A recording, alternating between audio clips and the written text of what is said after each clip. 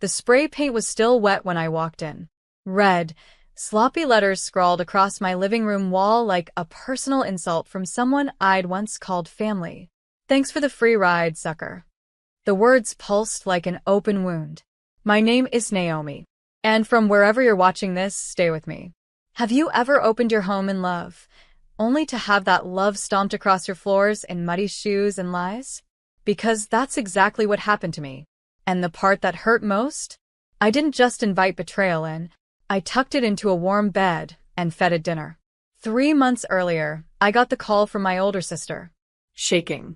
Apologetic. Slurring just enough for me to know she'd relapsed again. Naomi, please. Just until I get clean. A few weeks. He's a good kid. He just needs a place. I didn't hesitate. I didn't ask for money. I didn't lay out conditions. I said, of course, and rearranged my entire life to give her 17-year-old son, Rico, a safe place to land. I bought extra groceries. Set up the guest room. I even used my contacts to get him a part-time job at my friend's auto shop. He smiled a lot those first few weeks. Called me Aunt N. Helped bring in groceries. Said thanks when I cooked. I genuinely believed he was trying. But slowly, things shifted. The smiles stopped. He started staying out late. Got cagey with his phone. Began locking his door, even though he didn't pay a dime in rent. I chalked it up to trauma. Confusion. Teenage ego. But I didn't stop giving. I kept refilling the fridge.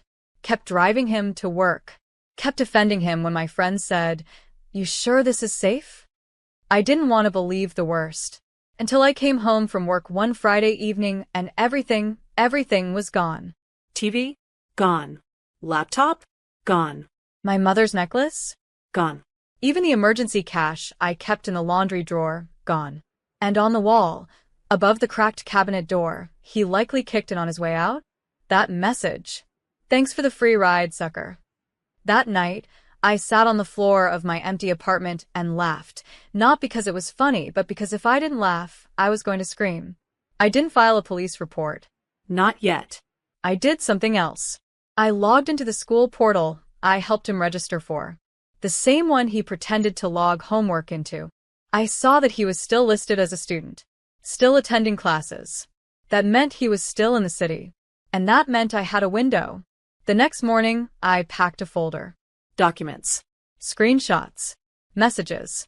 Security cam footage from the lobby. And one thing he never saw coming.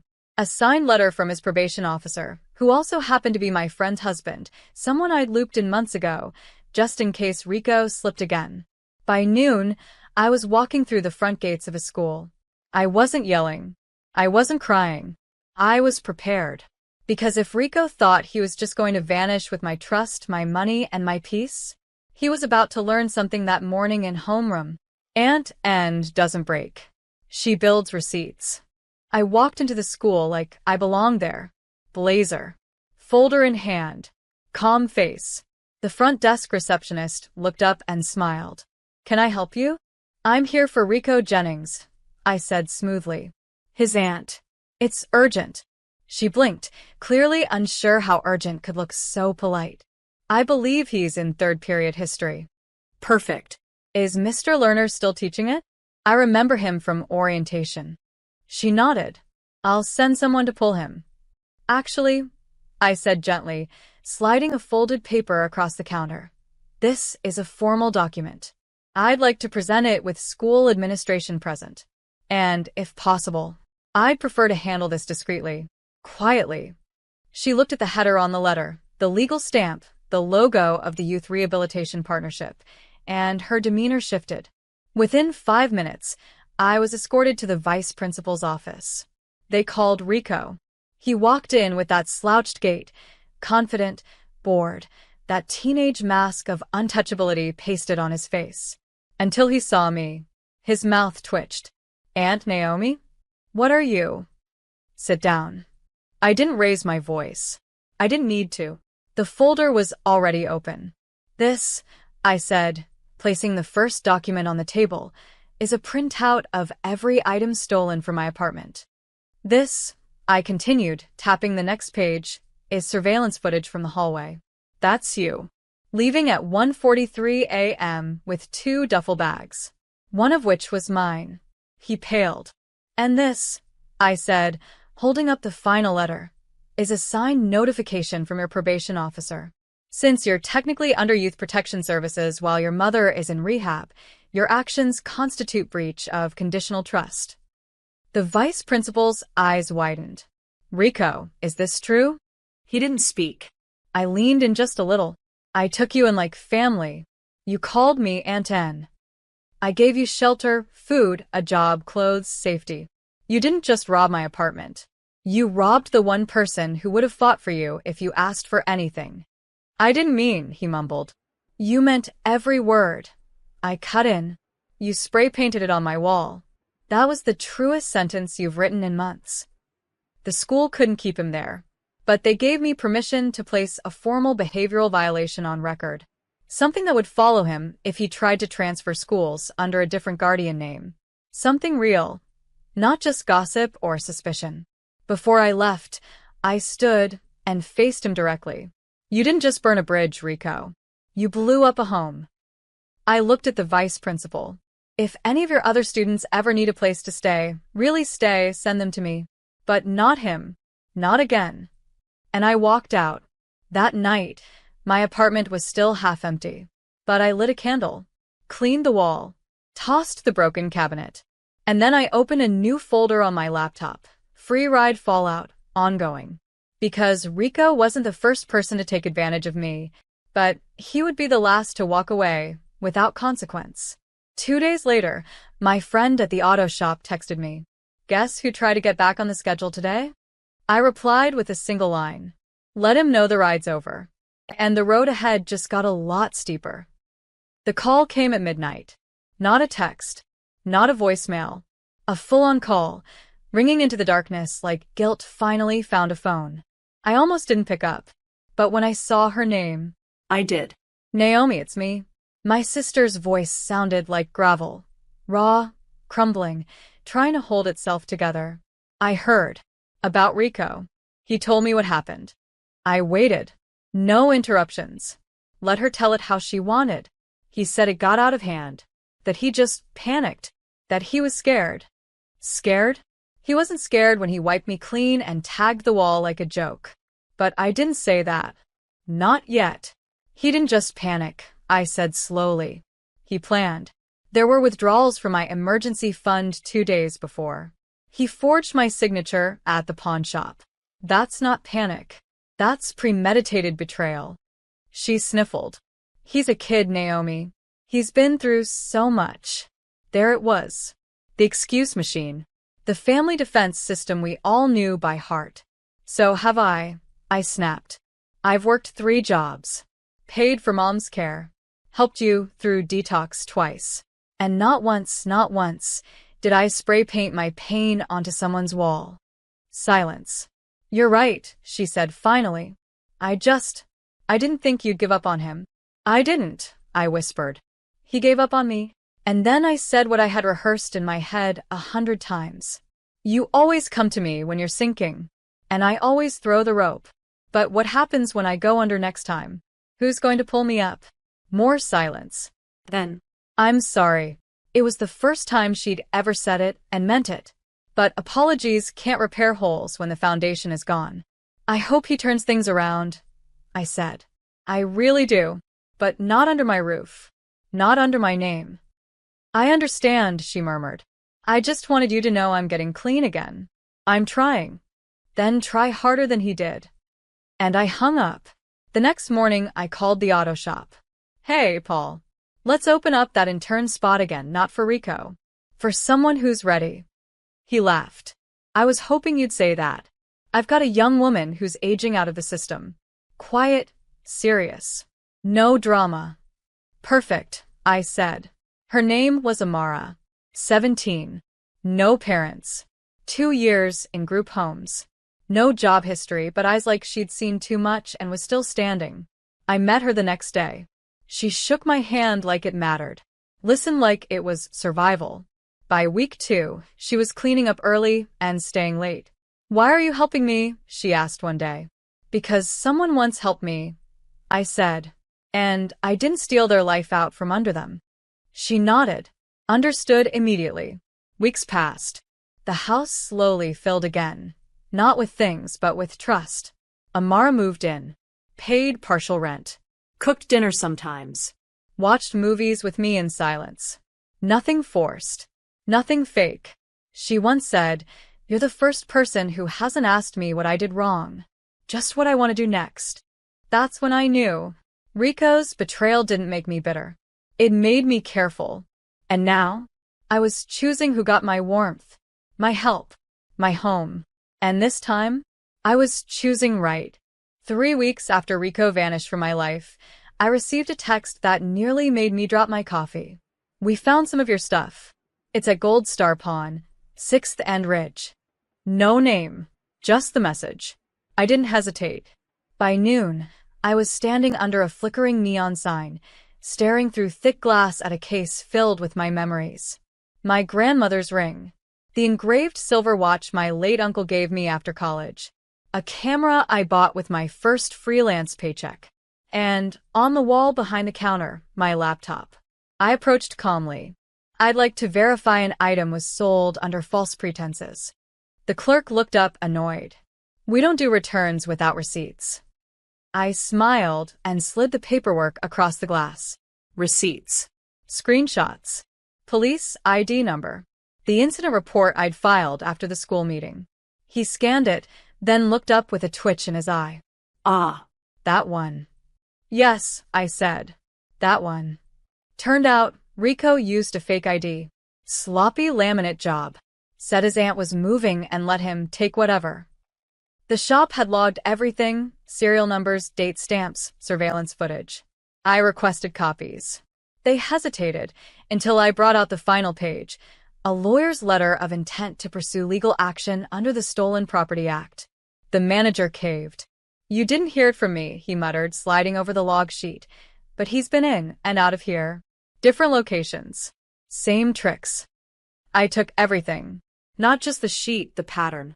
He was building a reputation. Not just for theft, for targeting kindness. That night, I sat with Amara, organizing what I now called the wall. Photos. Timestamps. Statements. A full crime board, only without the murder, just a bleeding heart and missing heirlooms. She looked at it quietly. "You're gonna take him down, aren't you?" "Not for revenge," I said. "For record." Because the next time he charmed his way into someone's house, they deserved to know the blueprint he used. Amara stared at the photos for a while. "You could have just moved on. Forgotten it." "I don't move on," I said. "I move through." 3 days later, I called a friend, Sasha, a producer at a local podcast. Her show focused on community issues: justice, rehabilitation, youth crime. I pitched her an episode. What happens when second chances get stolen? She bit immediately. We recorded that Friday. I didn't say Rico's name, but I told the story. About opening my door. About watching trust turn into empty drawers. About the spray-painted goodbye that wasn't a mistake, it was a message. And I ended with this. Kindness isn't infinite, but it is resilient. You can drain it, but if you build it back with truth, it can be stronger than before. The episode went viral locally. Listeners sent messages. Teachers, guardians, even a foster parent who said, "Thank you." I almost gave up. Now I know I'm not alone. Then, quietly, my inbox buzzed with a name I hadn't heard in weeks. Rico. Aunt N. I saw the podcast. I know it's about me. I'm sorry. I didn't know how far I went until I heard you talk about it like that. I know you won't trust me again. I just needed you to know. I was listening. I didn't respond. Not out of spite, but because apologies should echo in the silence they created. And for once, I was finally at peace with that. A week after Rico's message, I still hadn't replied. Not because I was angry, but because I needed to be sure he meant it. Words are easy when you're exposed. And Rico had been exposed to the school, the streets, the system, and now the internet. But change? That takes more than guilt. So I waited. Until one day, Sasha, the podcast producer, called me with a strange tone in her voice. You're not gonna believe who showed up at the community center after we aired your episode. Who? Rico. I sat up. What did he want? He asked if we had a list of local service projects. Said he didn't want to take any more. He wanted to give something back. I didn't speak. Naomi, she said gently, I think he's scared. Not because you're angry, but because you moved on without him. That same day, Amara got accepted into a local college prep program. She came home glowing, gripping the letter like a miracle. They're giving me a partial scholarship, she said. All I have to do is keep working and show up. I hugged her. Fierce. Proud. And as I held her, a thought surfaced, something radical, dangerous, honest. Could there still be a bridge for Rico, too? Not into my life, not into my home, but into something better than where he was headed. The next morning, I drafted a message. Short. Precise. Conditional. Rico, if you're serious about changing, meet me tomorrow at 10 a.m. Corner of 12th and Main. Don't bring excuses. Bring your hands. We're painting. He replied within seconds. I'll be there. It was the wall behind a youth shelter, the same one I once volunteered at when I was younger. They needed it painted, freshened, made whole again. A visual metaphor? Sure. But more importantly, it was work. Rico showed up in baggy jeans, worn sneakers, and a face that had aged 5 years in the span of 5 months. He didn't hug me, didn't look me in the eye, just nodded and picked up a brush. We painted in silence for an hour. At one point, he said, I pawned your camera. I'm sorry. I know you probably used that for work. I nodded, still brushing long strokes of white over old graffiti. I did. It was mine. More silence. Do you hate me? I stopped. Turned to face him. No. But I don't owe you anything anymore. Not love. Not warmth. Not trust. He swallowed. I know. Good, I said. Because anything you get now, it's not a gift. It's earned. We painted until sunset. By the end of the day, his shirt was stained. His hands blistered. His silence softer. Same time next week, he asked. I raised an eyebrow. You offering? Yeah, he said, without looking up. I think I need to finish this one. The shelter wall was only one project, but for Rico, it was a start. I didn't let him back into my house, but I let him into accountability, because sometimes the only way to rebuild someone who tore you down is to hand them a brush and say, you broke it. Now fix it. That night, Amara asked me, are you sure you trust him? I shook my head. I don't. But I trust the version of me who knows how to draw the line. And for the first time in a long time, I slept without locking the past in a box. I just let it stand. Painted over. Visible underneath, but no longer bleeding. Week 3 of painting, and the wall was almost done. What started as layers of graffiti and grime was now a smooth stretch of soft blue. Fresh, clean, unrecognizable. Like it had never been vandalized at all.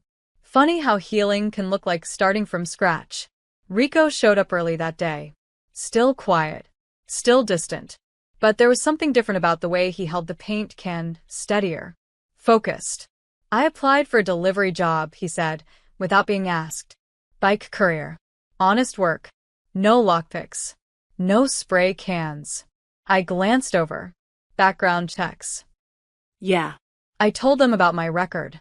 They said they'd still consider me if I could get a character reference. From who? I asked, already knowing the answer. He looked down. You. I kept painting. Why me?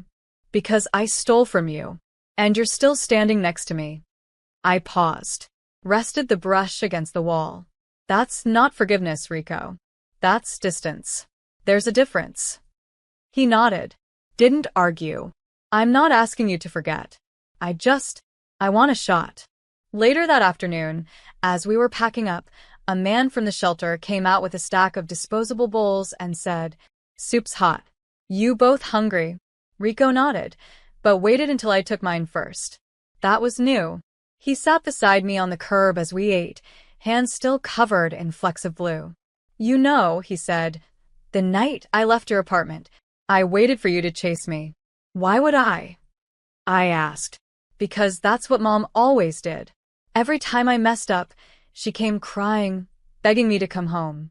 I thought you would too. I stared into my bowl. I don't beg for what hurts me. He swallowed hard. Didn't speak after that. But he didn't get up either. That night, back at home, Amara was going over scholarship forms at the kitchen table. She was muttering to herself, frustrated. Why do they need 3 essays? I already proved myself. Because sometimes, I said, sliding a cup of tea beside her, they want to know if you'll fight for your future, even when it's annoying. She smirked, rolled her eyes. Do you think he'll make it? Rico? I asked. She nodded. I leaned back in my chair, thinking carefully before answering. I think people either rebuild or repeat. It's a choice. Every single day. And you still think he deserves a chance? Not deserves, I said. He needs one. But what he does with it, that's not on me anymore. The next morning, I wrote the character reference. It wasn't glowing. It wasn't poetic. It was honest. Rico Jennings betrayed my trust in the most painful way. He broke into my life, took what wasn't his, and walked away without a second glance. But he also came back, uninvited, and started painting the walls he once would have defaced. I don't know who he'll be in a year, but I know who he's trying to be now. And sometimes, that's the only place real change starts. I signed it. Sent it. Then I closed the document and didn't think twice. 2 days later, Rico sent a photo. It was a selfie, him on a bike, backpack slung tight, a small delivery tag pinned to his shirt. The caption? Job starts Monday. I'm paying back every cent. 1 ride at a time. I didn't reply. Not because I didn't care, but because some debts aren't paid in words. They're paid in who you become. It had been nearly 2 months since the break-in. 2 months since the paint. Since the silence. Since Rico stopped being a name that made my stomach twist. Now, he was just a name in my phone. A contact labeled Rico in progress. Amara was the one who changed it. Because he's not the thief anymore, she said. He's the draft version. Not final, but trying. She wasn't wrong. That week, Rico delivered soup to the shelter 3 nights in a row, not because anyone asked, but because they looked tired. He stayed after to clean up. Told me he was trying to build a ledger, one with more deposits than withdrawals. I stole. So now I pay. Not just money. Effort. Respect. He didn't always say the right thing. He still flinched when thanked. Still struggled to hold eye contact. But little by little he was showing up. On a rainy Tuesday afternoon, I came home to find a box on my doorstep. No address label. Just my name in thick black marker. Naomi. I brought it inside carefully. Inside were 8 items. My mother's ring. The camera slightly dented but intact. The silver watch. My missing cross necklace. A torn receipt from the pawn shop. 2 envelopes. And a folded hoodie I hadn't even noticed was missing, one that once belonged to my late uncle. I sank to the floor. 1 envelope had a sticky note. Start here. I opened it. Inside was $520 in cash and a list. Partial repayments. $80 from Friday deliveries. $100 from Sunday shifts. $40 from tips. $300 from selling my speakers. The ones I bragged about stealing, I didn't earn those. At the bottom, balance remaining, $2,435. I'm not asking for forgiveness. I'm building receipts. Every cent will be named. Every lie will be traced. I owe you more than money, but I'm starting with that. The second envelope, a letter, handwritten, sloppy, spelled wrong in parts, but real. Aunt N. I wrote this 5 times. The first one begged. The second one blamed you. The third one blamed my mom. The fourth one made excuses. This one just tells the truth. You were the first person to help me without strings. And I tied you up anyway. I thought you'd chase me.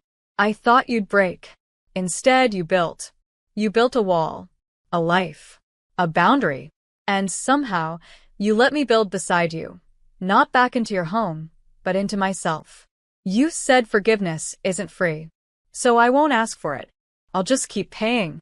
Sincerely, Rico. P.S. I got accepted to a re-entry program. They're helping me apply for my GED. First class starts next month. I told them my reference is the woman who never came looking for me because she was too busy finding herself. I didn't cry.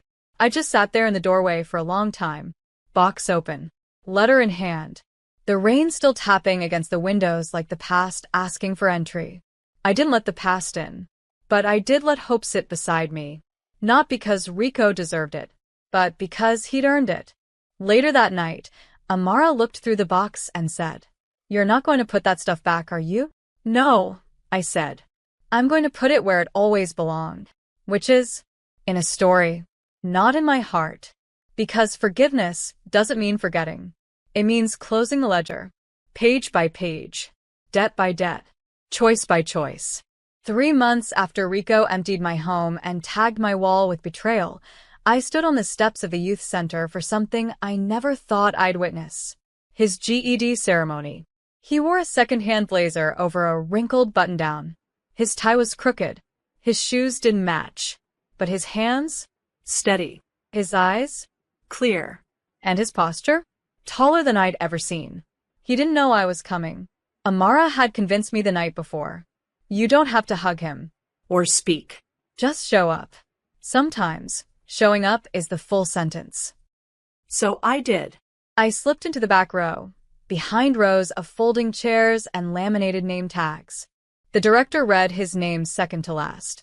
Rico Jennings, youth reentry graduate, delivery worker, and volunteer mentor. Volunteer mentor? I blinked. He walked up to collect his certificate. Didn't smile. Just nodded. But when he turned back toward the crowd, his eyes scanned. And found me. He froze. Not with shame. With understanding. I nodded. One simple nod. And he looked like the air finally returned to his lungs. After the ceremony, he found me by the vending machine. He didn't say much. Didn't try to hug me. Just reached into his messenger bag and pulled out a notebook. "What's this?" I asked. "Every ride I've made. Every dollar I've earned. Every cent I've put back." He opened it. Pages upon pages of tiny handwriting. Dates. Deliveries. Tips. Mileage. Deposits.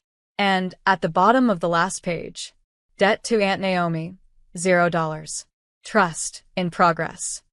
I didn't say anything for a long time. Then I whispered, "I forgive you." His eyes brimmed. "Why now?" "Because you did what you never did when you lived with me. You stayed. You didn't run. You showed up. That's the rent I needed all along." He handed me one last item, a spray paint cap. The same kind he used that night. It was painted gold.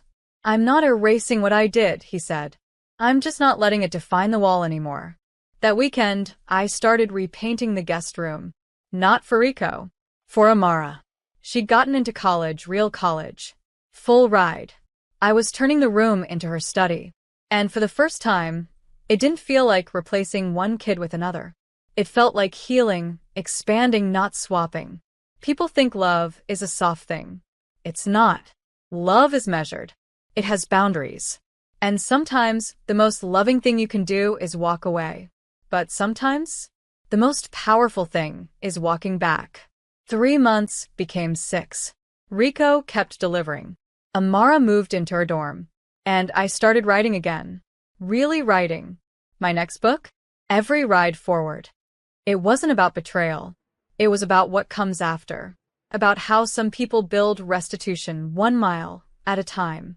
About how even stolen things can return, if not as objects, then as growth. I closed the book with one final line. He didn't pay me back with cash. He paid me back with every ride he didn't run away from. And sometimes, redemption is just that, not erasing the past, but riding forward anyway.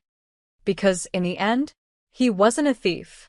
He was a boy who broke something and stayed long enough to build it back.